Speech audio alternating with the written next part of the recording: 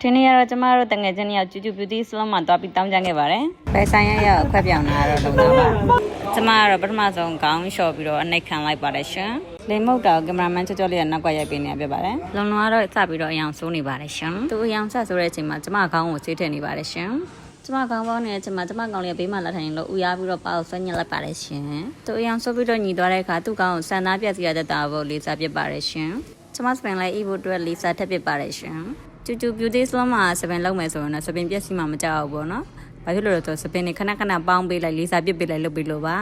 ။ကျမတို့လက်ဖက်လဲစားခဲ့ပါသေးတယ်။ အမငါ့ကိုလာပြီးတော့မြူတယ်ခေါ်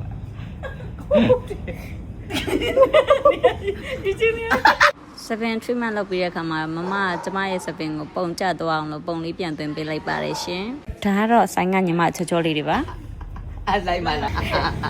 လိုက်ဘူးလေညင်းလေလား ဒါကတော့စပင်မချင်းငင်လုံးလုံးဖြစ်ပါတယ်။စပင်ချင်းမီရဲ့လုံလုံးရဲ့ပုံစံဒီဇိုင်းကိုကြည့်လိုက်ပါ။လိုက်ရလားသူနဲ့လိုက်ကောလိုက်ရလား။ comment မှာပြောခဲ့ပြီနော်။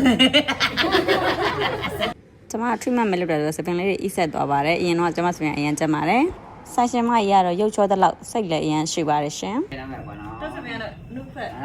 လာလို့ညကိုလုပ်ပြပါမပေါ့နော် ကျူကျူစလုံးမှာပါ ဒီစနာပါ ။အားပေးလို့ရပါတယ်။အမြင့်နဲ့ညပေါင်းလို့မှာရှိပါတယ်ရှင်။စစ်တမားလေး။စစ်တမားလေးဘိုင်ဘိုင်